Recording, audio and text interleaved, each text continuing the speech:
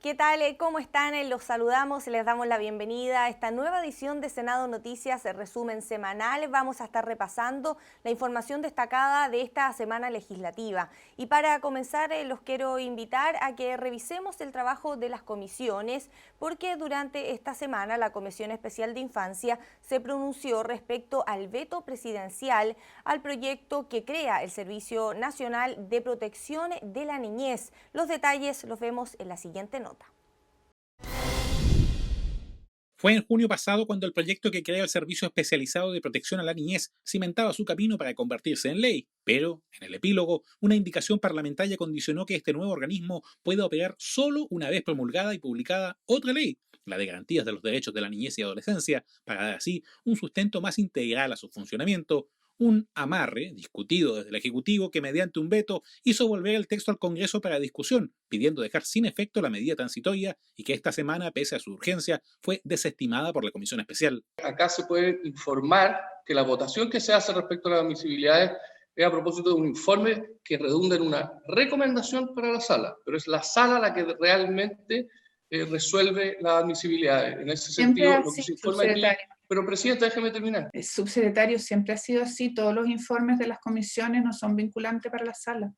No creía que era necesario recordarnos aquello. Yo estoy un poquito a la defensiva de la tramitación. Está un poco nervioso, subsecretario. Créame que conocemos nuestras atribuciones. Tranquilo. La iniciativa que tiene discusión inmediata forma parte de la reconfiguración en la visión del Estado con los menores de edad, que deja atrás el Sename separando a los infractores de ley de los niños más pequeños y vulnerables, el respeto a los acuerdos, el equilibrio entre poderes y la demora adicional a los tiempos de tramitación para el Servicio Nacional de Protección a la Niñez y la Adolescencia fueron el anticipo de la votación dividida que se dará cuando el texto sea visto en la sala del Senado. Uno puede no estar de acuerdo con el contenido de un veto, pero lo que uno no puede decir es que va en contra de las ideas matrices porque uno no está de acuerdo con lo que se está presentando. Pero el que se haya alargado la discusión de garantías de la niñez no tiene que ver ni con la posición del gobierno ni con la mía, sino que tiene que ver con que artículos respecto a los cuales había acuerdo, ahora esos acuerdos se están retrotrayendo. Es muy sorprendente cuando un gobierno asumió, ¿no es cierto?, justamente con la consigna y con la frase de los niños primeros, con la comisión de infancia, ¿no es cierto?, dentro de los grandes acuerdos nacionales, que precisamente ahí mismo se estableció, reitero, mayo del 2018, la conveniencia de avanzar en paralelo con todas estas normativas que dan cuenta de la necesaria superación del Sename que hay que hacer, pero también al mismo tiempo con garantías de la infancia. Yo estoy de acuerdo que este proyecto de ley hay que sacarlo y podría existir una especie de desconfianza en que no se le va a poner empeño, pero amarrarlo yo creo que es un error. La presidenta de la comisión, senadora Jimena Rincón, defendió la postura de la instancia solicitando promulgar de forma expedita el proyecto tal como salió del Congreso, con el impulso de ambos textos, nuevo servicio y garantías, ya que de lo contrario se estarían contraviniendo los discursos sobre la niñez como prioridad del Estado. Si el Estado de Chile, el Ejecutivo y el Legislativo, no se obligan a promulgar la ley de garantías al más breve plazo posible, junto con el nuevo Servicio de Protección de la Niñez y Adolescencia, va a estar actuando en contra de las ideas matrices que el propio mensaje del Ejecutivo definió como el problema que se quiere resolver. Cerrado el capítulo del veto en esta comisión, el otro texto, el comentado proyecto sobre la creación de un nuevo sistema de garantías de la niñez que proteja de manera integral y efectiva el ejercicio de los derechos de los niños, en especial en materia de derechos humanos, se agendó para ser discutido en la comisión el próximo lunes 21 de septiembre. Y la insistencia por el reajuste al salario mínimo fue analizada por la Comisión de Hacienda, quienes pidieron un marco de entendimiento para continuar avanzando en esta materia. Tenemos los detalles en la siguiente nota. Tras el contundente rechazo que recibió en la Cámara de Diputados, el gobierno insistió con el proyecto que reajusta el salario mínimo en el Senado. Y es que la idea de un alza del 0,4%, es decir, 1.500 pesos, no es compartida transversalmente en el Congreso. En Hacienda mantienen su postura de que no es adecuado pensar en otro guarismo en medio de un complejo escenario país, y en los mismos términos llevó la propuesta a la Cámara Alta. La disposición a dialogar y abrirse a la apertura ha estado siempre ahí. Lo que sí, yo quiero ser muy transparente con ustedes. Siempre ha sido mi estilo. Yo tengo claro mis límites en esta materia, sobre todo cuando no estoy actuando con plata del fisco siquiera. Acá el reajuste del salario mínimo es algo que uno determina por ley, pero cuyo costo recae en el sector privado. Y hoy día yo no me puedo hacer desentender de la realidad dramática que enfrentamos. En el Senado están llanos al diálogo, pero para que fluya el debate, el gobierno debe mejorar su propuesta. Porque la insistencia significa juntar 2/3, es para que la gente entienda.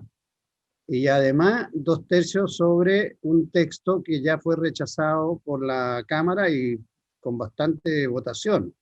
Y entiendo además con votos transversales, ¿no? Sin algo distinto o sin una propuesta distinta, no veo cómo nosotros vamos a decir, oiga, vuelva a la Cámara a volver a discutir algo que los diputados ya rechazaron. Creo que sería más prudente, y voy a insistir en mi opinión, pero puedo recibir opiniones distintas, de tratar de construir algo con alguna base más o menos sólida, y eso puede permitir la habilitación desde el Senado y tener un mejor destino en la Cámara, creo yo.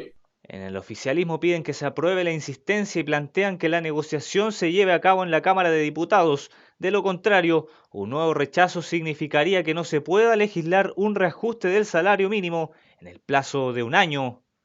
A mí también me gustaría que nosotros tuviéramos una negociación con el gobierno, construir un acuerdo y en función de eso aprobar la insistencia. Sin embargo, yo creo que el lugar donde se tiene que dar la negociación es en la Cámara, porque finalmente se dificulta mucho que podamos construir el acuerdo en el Senado, porque probablemente la Cámara va a decir, bueno, eso es lo que se acordó en el Senado, nosotros a eso le agregamos tanto o cuanto más. Para que el proyecto del gobierno se aborde nuevamente en la Cámara Baja, primero requiere del voto de los 2/3 del Pleno del Senado. Por ahora, las fuerzas políticas concuerdan en darse unas horas para establecer un marco de entendimiento y llevar la discusión a la sala la próxima semana. Avances en la ley apícola y en el control de armas fueron parte de los otros temas que se abordaron en comisiones durante esta semana legislativa. Esto y mucho más se lo presentamos en el siguiente bloque de comisiones. Si bien la evaluación parcial en la Comisión de Agricultura es que el trabajo hecho hasta ahora se está reflejando en la conformación de una buena ley apícola, garantizar el concepto de carga de colmenas por zona es una de las prioridades de los senadores que votaron nuevas definiciones en la redacción del proyecto. Una que deberá esperar es el título 4 sobre desarrollo sustentable, movimiento de colmenas y similares, ya que al relacionarse con los lugares generó dudas por la denominación de origen, acordándose que exponga sobre el punto INAPI y la académica e investigadora Gloria Montenegro, que ha asesorado a la comisión en este proyecto. Como se hace referencia aquí a la ley del INAPI, pero sería bueno preguntarle a ellos también cómo les parece que quede bien redactado el texto. Sí. Perfecto. Totalmente de acuerdo. Ojalá que puedan exponer su opinión, aunque sea un ratito ambos, INAPI y la profesora nuevamente. Las Comisiones Unidas de Defensa y Seguridad Pública se aprestan a votar las indicaciones sobre el comparado de las modificaciones al control de armas tras recibir la exposición de Interior con la orientación de las mismas. Mientras el Ministerio Público evaluó positivamente el anticipo, el profesor Jean-Pierre Matus encontró varios detalles que podrían comenzar a dilucidarse desde el próximo martes, donde las definiciones sobre los tipos penales concentran la atención de los senadores. El armamento de la Policía de Investigaciones se militarice. Y yo creo que tenemos suficientes fuerzas militares y aparte de las armas que dispone Carabineros para el cumplimiento, como explicaron la vez anterior, de las funciones de vigilancia frontera, nos parece ser razonable que tengamos otra fuerza armada militarmente. Tal como lo habían hecho los directivos responsables de Banco Estado, esta vez la Comisión de Economía recibió a los trabajadores de la entidad, quienes relataron cómo les ha afectado la pandemia y el reciente episodio de ataque informático. Los funcionarios indicaron que deben cargar con responsabilidades que no les competen frente a una población ya tensa desde el estallido social y que descarga su molestia con ellos ahora tras un largo confinamiento. La directiva nacional del sindicato también deslizó que se deben mejorar los canales internos de comunicación ante crisis de las cuales solo se enteran por la prensa. Es súper injusto que recaiga en los trabajadores la responsabilidad de lo que muchas veces tiene que ver con algunas deficiencias en las políticas o en la conducción de las empresas, en este caso del banco, y sobre todo por situaciones externas como las que he descrito. No teníamos mesón de atención cliente, no podíamos revalidar o remitir plástico, no podíamos dar crédito, no podíamos ver mercado de capitales u otras inversiones, no podíamos tramitar un crédito hipotecario, ese tipo de sistemas estaban en el suelo. Hoy día están levantándose paulatinamente. Creo que ustedes, en cuanto a senadores de la República, con un alto nivel de conexiones, pueden tener incluso mejor información que nosotros como trabajadores de la gravedad del ataque cibernético que afectó a Banco Estado. Luego de llegar desde la Comisión de Seguridad Pública, la ley Juan Barros que modifica el Código Penal sobre el delito de incendio comenzó a verse en Constitución. La instancia, además de recibir académicos de las universidades de Chile, Católica y Diego Portales, recibió un informe de la Fiscalía Nacional que dejó en evidencia la marginal tasa de condenados por estos delitos en la actualidad, merced, dijo el ente persecutor, en parte a los estándares probatorios y las dificultades de investigación. Los tipos de términos son bastante negativos. El porcentaje posteriores sobre seguimiento definitivo y sentencias condenatorias, como pueden ver, es un número bastante reducido, 1,8% de los ingresos. Las evaluaciones corresponden a los últimos 5 años, siendo la Araucanía, seguida por Valparaíso y Biobío, las zonas con mayor número de casos de ataques de este tipo. El mecanismo de análisis, votación y adecuación penal para estos hechos será fijado en una próxima sesión. Y nos mantenemos en el trabajo de comisiones porque en Seguridad Pública se inició el estudio de la moción que busca sancionar a aquellas personas que ingresen elementos prohibidos a los centros penitenciarios. ¿De qué se trata? Lo vemos en la nota. El ingreso de elementos prohibidos a las cárceles es una realidad creciente. Pese a los esfuerzos de Gendarmería y el Poder Judicial en controlar esta situación, las bandas organizadas consiguen introducir droga, armas y principalmente equipos celulares con métodos cada vez más sofisticados. Constituye un problema cada vez más creciente de envío de droga a través de drones. Fíjese lo que está pasando acá, es decir, drones cada vez con mayor potencia, de más alta gama, que pueden abordar más kilómetros y que llevan estos elementos prohibidos, estoy hablando de drogas, de armas, de municiones o bien de teléfonos celulares y los lanzan al interior de estos, de los centros penitenciarios. Algunas de estas acciones delictuales están sancionadas por la Ley de Control de Armas y la Ley de Drogas, pero existe un vacío cuando se trata de teléfonos celulares, principal herramienta para la organización criminal al interior de las cárceles. A esto apunta parte de una moción suscrita transversalmente en el Senado. La idea es sancionar con la pena de presidio menor en su grado mínimo a medio a quienes intenten ingresar estos equipos. Nosotros solo en 2018, de agosto a diciembre del 2018, tenemos 2.606 equipos celulares requisados. Y durante el 2019, 9.063 equipos celulares requisados por la Administración Penitenciaria. Efectivamente, ahí hay un vacío, porque no se desalienta por la vía administrativa o reglamentaria, ni aún de esa manera, el ingreso de esos elementos tecnológicos a las cárceles. El texto añade que igualmente se castigará a quien haga uso de medios tecnológicos para lograr este objetivo y sanciona con la inhabilitación perpetua si el infractor fuera un abogado, procurador o empleado público.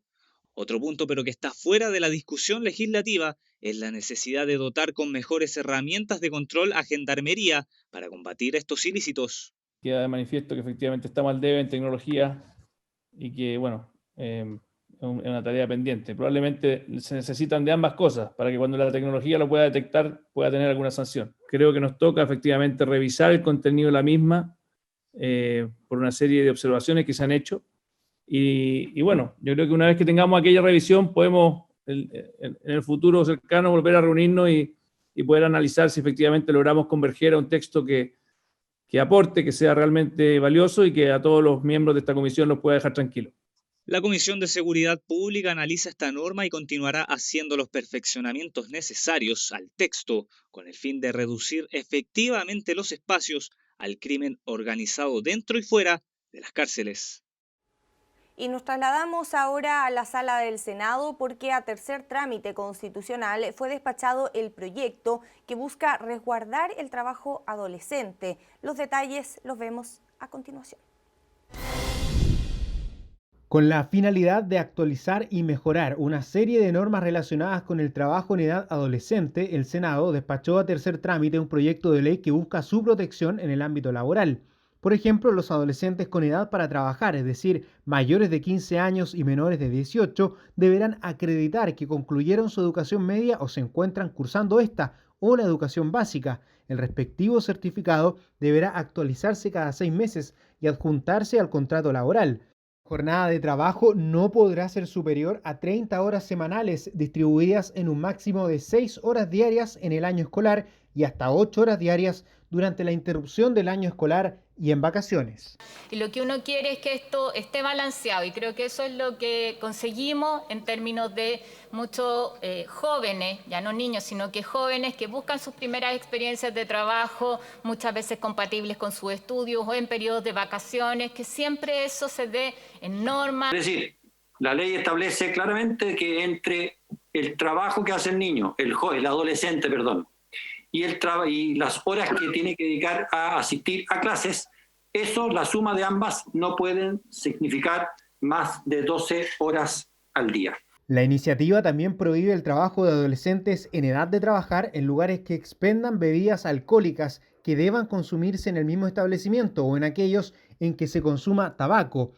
En casos debidamente calificados y con la autorización del Tribunal de Familia, podrá permitirse a los niños, niñas y a los adolescentes sin edad para trabajar, es decir, menores de 15 años, que celebren contratos para participar en espectáculos de teatro, cine, radio, televisión, circo u otras actividades similares, debiendo el empleador adoptar las medidas de protección eficaz para proteger su vida y salud física y mental. Se establecen además multas para quienes no respeten la ley, las que varían dependiendo del tamaño de la empresa y pueden alcanzar las 300 UTM, poco más de 15 millones de pesos.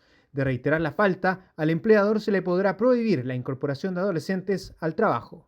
Eliminar y erradicar las peores formas de explotación infantil y aquellas situaciones donde finalmente hay abuso y donde lamentablemente, si bien hemos avanzado como país en esto, todavía no podemos bajar la guardia y tenemos que seguir trabajando. Trabajo peligroso que debe ser definido, ya lo han dicho antes que yo, por el Ministerio del Trabajo, la Dirección del Trabajo, la Defensora de la Niñez y el Ministerio de Salud.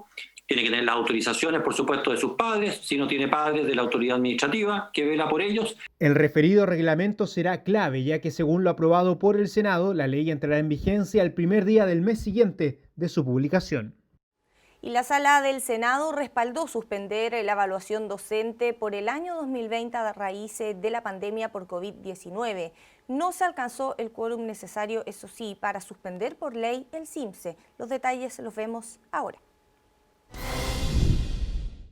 Hay algunos que han retornado, pero son minoría. Lo cierto es que las clases presenciales se encuentran suspendidas en todos los niveles desde el mes de marzo.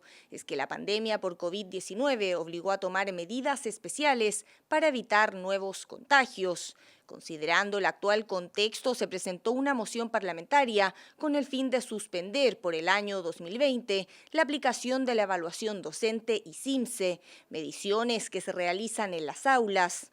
Luego de un acuerdo con el Ejecutivo y tras despejar algunas dudas, la Sala del Senado aprobó las modificaciones al proyecto de ley. La indicación que ingresó Su Excelencia Presidente de la República permitió armonizar este proyecto de ley en orden a que se cumpla con el objetivo de postergar la evaluación durante el año 2020 y al mismo tiempo adecuar las normas reglamentarias o de procedimiento interno del Ministerio que hicieran posible que la ley efectivamente sea aplicable. Esta moción se hace cargo del agobio de miles de docentes que hoy están viviendo, cuyos sostenedores o responsables comunales del proceso de evaluación docente durante este tiempo habían rechazado las solicitudes en orden a suspender la realización del proceso de evaluación. Yo quiero valorar, a pesar del atraso, a pesar de la demora que el Ejecutivo ha tenido en hacerse parte de esta moción. La moción fue analizada en su segundo trámite constitucional por la Comisión de Educación y Cultura del Senado. Respecto a la evaluación docente, los profesionales de la educación podrán solicitar al sostenedor la suspensión de esta, el cual estará obligado a dar curso. También lo podrán hacer quienes hayan presentado la solicitud antes de la entrada en vigencia de la ley. Quienes quieran igualmente someterse al proceso también lo podrán hacer. Se postergará, eso sí, para los meses de marzo, abril y mayo del 2021, la presentación del registro audiovisual, que forma parte del proceso de evaluación, algo que fue respaldado. No se alcanzó el quórum necesario para el artículo relativo a la suspensión de las pruebas del Sistema de Medición de la Calidad de la Educación, SIMSE. El SIMSE del 2020 sea muestral, como lo ha dicho el Ministerio de Educación, a mí me parece que es la forma de abordar la evaluación del año 2020. Incorporar vía indicación parlamentaria la suspensión del SIMSE, en mi opinión, nos plantea un problema de admisibilidad. Y ahora respecto al SIMSE, la verdad que hay muchas formas de hacer evaluación. Y pregúntenle a otros países cómo están evaluando en este momento. Pregúntenle a los países desarrollados cómo están evaluando. ¿Consideran que la evaluación principal es la que asume la realidad específica de los niños, que es muy diversa? Y saben perfectamente cuánto el SIMSE estresa, más allá del cuestionamiento que tiene esta prueba estandarizada, como se señalaba recién. Cuánto esta prueba estresa a las comunidades educativas. ¿Con resultados para qué? Para seguir segregando la educación. Finalizada su discusión en particular en segundo trámite, el proyecto vuelve a la Cámara de Diputados y Diputadas, la que deberá pronunciarse respecto a las modificaciones realizadas en el Senado. Y en materia de actualidad le contamos que hay preocupación en la región de Aysén por el aumento de los casos de contagiados con COVID-19. El periodista Cristian Reyes conversó con quienes representan esta región. Vemos la nota a continuación. Pese a que en rigor hablamos de solo 55 casos activos de COVID-19 en la región de Aysén, se trata de un veloz rebrote que ha decantado en la mayor cifra de casos nuevos, récord desde el inicio de la pandemia, convirtiéndose en la segunda región con más aumento de casos tras las etapas de desconfinamiento. Esto motivó a implementar aceleradamente un cordón sanitario para la capital regional Coyhaique en medio de la previa por fiestas patrias. Y llama la atención que tanto en las regiones de Aysén y de Los Ríos, que fueron las primeras regiones donde el Ministerio de Salud inició el plan de desconfinamiento, hoy día sean las regiones con un mayor incremento respecto de los casos activos. Por lo tanto, más allá de los números absolutos, creo que hay que tomar todas las medidas preventivas para evitar que el crecimiento siga aumentando a la escala que está ocurriendo durante los últimos días. De acuerdo al brote de la comuna de Coyhaique, el Ministerio respondió rápidamente y la doctora Daza me instruye, ¿no es cierto?, instalar un cordón sanitario, el que fue ya hoy día decretado por el ministro de Salud. Y aunque la implementación de un cordón sanitario fue valorado como un avance, no dejó completamente satisfechos a los alcaldes locales. En lo particular, creo que la medida es insuficiente. Nosotros pedimos derechamente la cuarentena para la comuna de Coyhaique, sin embargo, no fue tomada en consideración hoy día, al menos no me dijeron ni sí ni no. Aplaudimos que se haga este cordón sanitario, hubiésemos querido una medida un poco más radical quizás, pero a lo mejor no es el momento, pero estamos atentos a poderlo modificar, como nos dijo la autoridad, de tener que hacer un cierre total, si ojalá no sea necesario, pero este momento nos tiene muy preocupados. Claro, porque los aumentos de contagios en una zona tan sensible como la región de Aysén pueden pasar por la irresponsabilidad de unos pocos, como el foco detectado hace unos días en un local nocturno de calle Victoria en Coyhaique, que tras funcionar fuera de horario por estos días, busca a clientes posiblemente contagiados. Algunos ya no son solamente irresponsables, simplemente están cometiendo un verdadero delito que tiene que ser sancionado. ¿Cómo es posible que un local comercial que funcione de día como restaurante, con todas las restricciones y el cumplimiento de las temas, pero en la noche se transforman en estos verdaderos cabarets? Yo creo que esto es una situación que nosotros la condenamos, nos alegramos que la autoridad haya dispuesto en este minuto el cordón sanitario. Por esto, el senador David Sandoval valoró el rol de la ciudadanía, que consideró como vital, pero también el énfasis entre los entes fiscalizadores. Hacer un llamado particularmente a quienes tienen que fiscalizar de noche, a Carabineros, a las Fuerzas Armadas que están hoy día a cargo del orden en la región de Aysén, tener que entender que aquí hay que extremar las medidas de fiscalización también, porque estos irresponsables, que son algunos, necesitamos mejorar los mecanismos de fiscalización y puntualmente hacer un llamado permanente a la comunidad para respetar todas las condiciones y todos los resguardos que debemos tomar. La trazabilidad, la revisión constante de las medidas de flexibilización del desconfinamiento también deben ser una prioridad, sostuvo igualmente la senadora Jimena Órdenes, quien recordó además la fragilidad de la infraestructura sanitaria local. Además, la región de Aysén tiene una fragilidad estructural respecto de la red de asistencia en salud. Bajo número de camas críticas, bajo número de ventiladores y por lo tanto que a raíz de la pandemia el sistema de atención entre en tensión es muy probable. Así que vamos a seguir atentos. Yo espero que todas las medidas respecto al testeo, a la trazabilidad y aislamiento no solo se incrementen, sino que se fortalezca el equipo a cargo de esta tarea y mantener el cordón sanitario. Solo servicios y trabajos esenciales mantendrán su funcionamiento en torno al cordón sanitario coyhaiquino, extendiéndose también permisos por mudanza, trámites médicos o funerarios. La región patagónica mantiene al cierre de esta edición 728 personas en cuarentena, 37 de ellas en residencias, y mientras que un foco en Puerto Aysén fue controlado, de los 55 casos activos, en su mayoría asintomáticos, 7 permanecen en el Hospital Regional de Coyhaique, incluido un paciente grave con ventilación mecánica.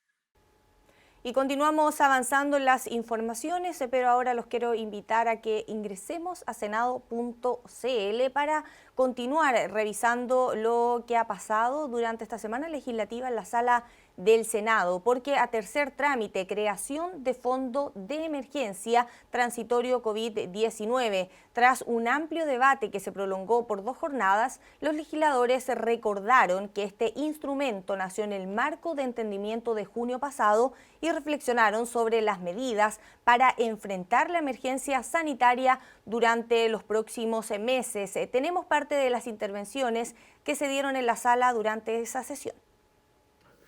La idea es que se pueda implementar de la manera más flexible, de la manera más eficiente, de la manera más oportuna y buscando conseguir los objetivos planteados, enfrentar la emergencia sanitaria. Si no es imposible. Y es multipropósito.